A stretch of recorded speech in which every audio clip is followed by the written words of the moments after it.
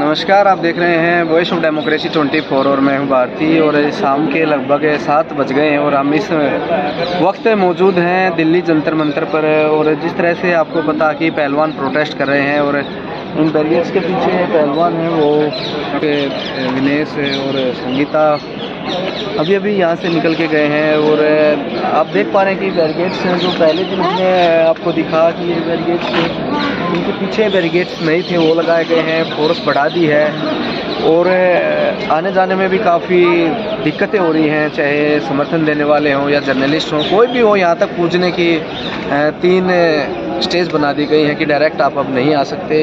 और हालांकि आने तो दिया जा रहा है लेकिन पहले से कठिनाइयाँ हैं। और आप देख पा रहे हैं कि जंतर मंतर पर अभी भी काफ़ी संख्या में लोग मौजूद हैं, उनसे भी हमने राय ली, आपको बताया।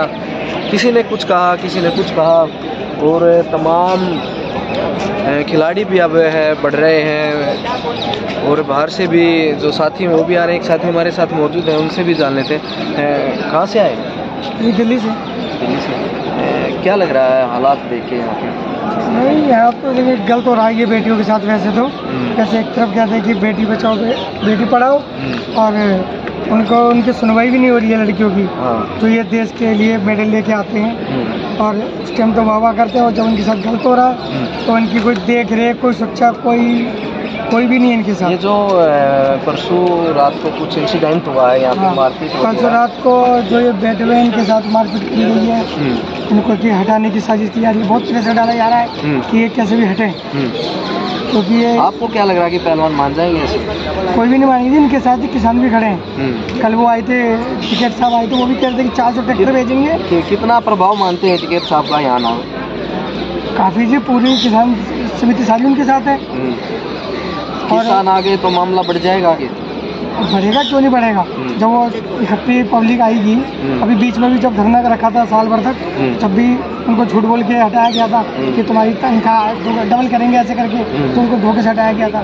धोखेबाज सरकार है।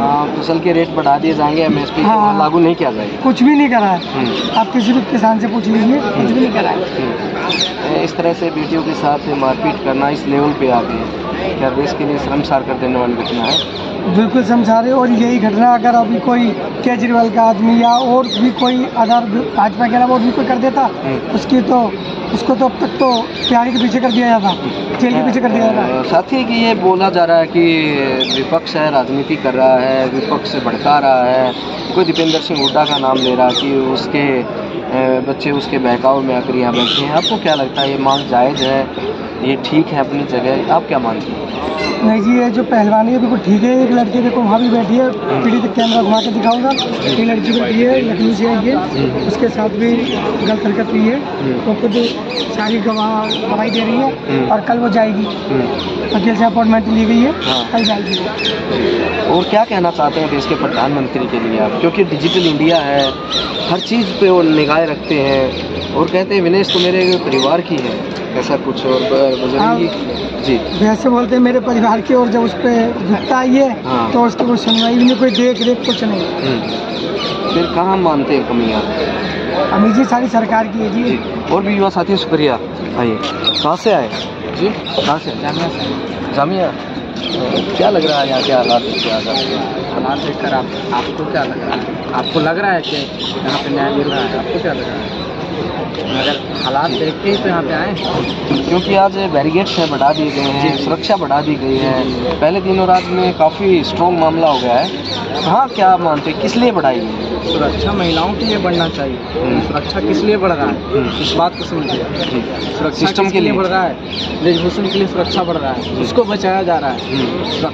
सुरक्षा वेशभूषण के लिए बढ़ रहा है, महिलाओं के लिए नहीं। तो हम किस देश में रह रहे हैं कि जहाँ अपराधियों को सुरक्षा दिया जा रहा है? यहाँ पे महिलाओं को सुरक्षा मिलना चाहिए, विद्यार्थियों को सुरक्षा मिलना चाहिए। विपरीत हो रहा है, बिल्कुल विपरीत हो रहा है। तो बताइए, ये सरकार जो है जब अपराधियों को आप संरक्षण देते हैं तो ये कैसे मतलब सरकार चल रही है बताइए। और हम लोग आशा करते हैं कि अगर आप सरकार है तो हमारी, अगर हम क्यों चुनते हैं स्टेट को, हम क्यों इलेक्ट करते हैं, किस वजह से करते हैं? देखिए, मैं आपसे जानना चाहता हूँ कि आप आए हैं, हम आए हैं, इनके समर्थन के लिए जो आता है उसको बोलते हैं अपनी राजनीति चमकाने के लिए आए। आप क्या मानते हैं?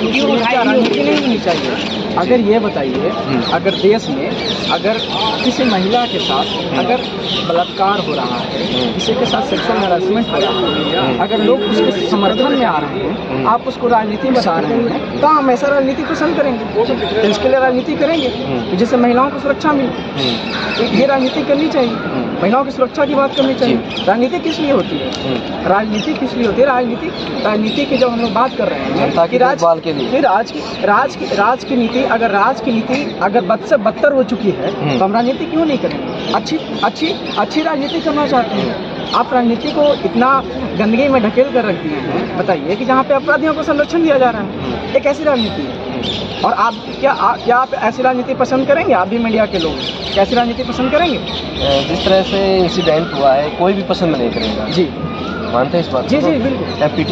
पीटी उषा आई है, वो कमेटी के सदस्य है, उसी दिन जी रात को इस तरह का इंसिडेंट घटता है, वो क्या मानते हैं? देखिए, पीटी उषा का पहले जो उनका स्टेटमेंट था, उसके बाद उनका आना, फिर उनको ये समझ में आई, बाद में आई कि ये मेरा मिस्टेक है, क्या ये उनकी अपनी पर्सनल चॉइस है। तो वही ये उनके अपना मानना था। अगर महिलाओं के साथ अगर किसी तरह का, अगर हमारी माँ, हमारी बहन किसी के साथ अगर सेक्सुअल हरासमेंट या उस तरह का घटना घट रहा है, जिससे उनका मान हानि हो रहा है, तो हर एक महिलाओं को साथ आना चाहिए। इसमें पीटी उषा हो, हम हो, आप हो, जैसे आप सभी मीडिया के लोग हैं, तो आप सभी मीडिया के लोग क्यों आए हैं यहाँ पे? आज जो अन्याय हो रहा है उनको दिखाने के लिए आए हैं, मौजूदा हालात को दिखाने के लिए, बिल्कुल देश के सामने रखने। बिल्कुल। तो आज की जो मीडिया की स्थिति है, मीडिया की स्थिति क्या है आप सभी देख रहे हैं। मीडिया की स्थिति क्या है कि बैठ जाओ, जाकर एसी में बैठो, रिपोर्टिंग करो, बस जो स्क्रिप्ट तैयार होकर आया है, कैपिटलिस्टों का जो स्क्रिप्ट है, अंबानी अडानी का स्क्रिप्ट है, ऐसा माइंड वॉश करो। एक हेजेमनी क्रिएट किया जा रहा है कि राष्ट्रवाद के नाम पे राष्ट्रवाद एक जहर की तरह काम कर रहा है, एक ड्रग्स की तरह काम कर रहा है। राष्ट्रवाद को ड्रग्स बना दिया गया है। ड्रग्स सबको दो। राष्ट्र जैसे पहले एक मार्क्स कहता है कि religion is opium of masses, लेकिन इस सरकार ने राष्ट्रवाद को एक ओपियम बना दिया है। राष्ट्रवाद एक ओपियम की तरह काम कर रहा है, जहाँ पे लोग राष्ट्रवाद के नाम पे कंज्यूम कर रहे हैं। उसके बाद उनके अंदर ये क्षमता नहीं है, ये रेशनैलिटी हमारी समाज के अंदर खत्म की जा रही है मीडिया के द्वारा। ये मीडिया के द्वारा सोचने की, समझने की क्षमता खत्म की जा रही है। 2024 सामने है, क्या लगता है कि रिपीट करेगी भाजपा या कोई नया प्रधानमंत्री देश को मिलेगा? आप क्या मानते हैं?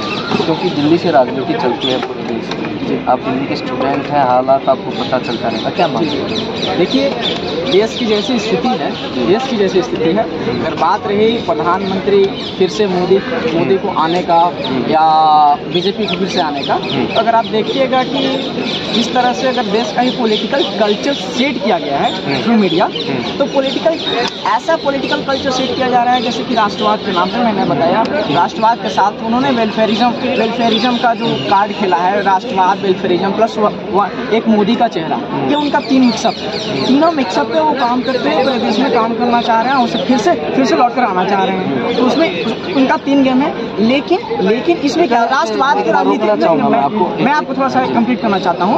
राष्ट्रवाद की राजनीति में क्या हुआ है कि सामाजिक न्याय का राजनीति देश से खत्म हो चुका है। जो समाज में न्याय की बात की जाती थी वो बिल्कुल खत्म हो चुका है। राष्ट्रवाद के ड्रग्स ने पूरे समाज में न्याय की राजनीति खत्म कर दी। ये लंबा हो जाएगा, मैं आपसे जानना चाहता हूँ कि किस लिए बचाया जा रहा है? आपको क्या लगता है जो एक सिस्टम में बैठे आदमी को इस तरह से बचा रहे हैं, क्या लगता है बचा रहे हैं या रियलिटी क्या मानते हैं? अच्छा, आपको देखिए, जब हमारे गांव में अगर कुछ ऐसा इंसिडेंट होता है कि कुछ ऐसा इंसिडेंट घटता भी नहीं है, लेकिन फर्जी केस जब होता है, फर्जी केस भी लोग करते हैं। जब आपसी झड़प का केस होता है तो आप एक फर्जी केस जाकर थाने में करते हैं, तुरंत FIR होता है। आप यहाँ पे FIR करने में 3 महीना लेते हो, बताओ। उसके बाद सुप्रीम कोर्ट को इंटरवेन करना पड़ता है। आप बचा क्यों रहे हैं? जिसके पास सेक्सुअल हैरेसमेंट का चार्ज है, आप FIR क्यों नहीं करते? FIR क्यों नहीं कर रहे हैं? आप बचा रहे हैं क्या? एक सिस्टमेटिक ढंग से इन्हें बचाया जा रहा है। अगर देश की सरकार अगर किसी पे एक इल्ज़ाम लगा है, सेक्सुअल हैरेसमेंट एक ऐसी चार्ज है, पॉक्सो का एक्ट लगा है, तो उनको अगर बचाया जा रहा है तो ये देश के लिए दुर्भाग्य की बात है। और ऐसी सरकार को हम चुन रहे हैं, और ये राष्ट्रवाद का जो ड्रग्स है ये चुनने में मदद कर रहे हैं। शुक्रिया बातचीत के लिए। तो ये तमाम स्टूडेंट्स हैं जो कि यहाँ पे समर्थन के लिए आते हैं, उनकी राय हमने आप तक पहुँचाई। और भी तमाम युवाओं से बातचीत करेंगे और जानेंगे उनकी राय।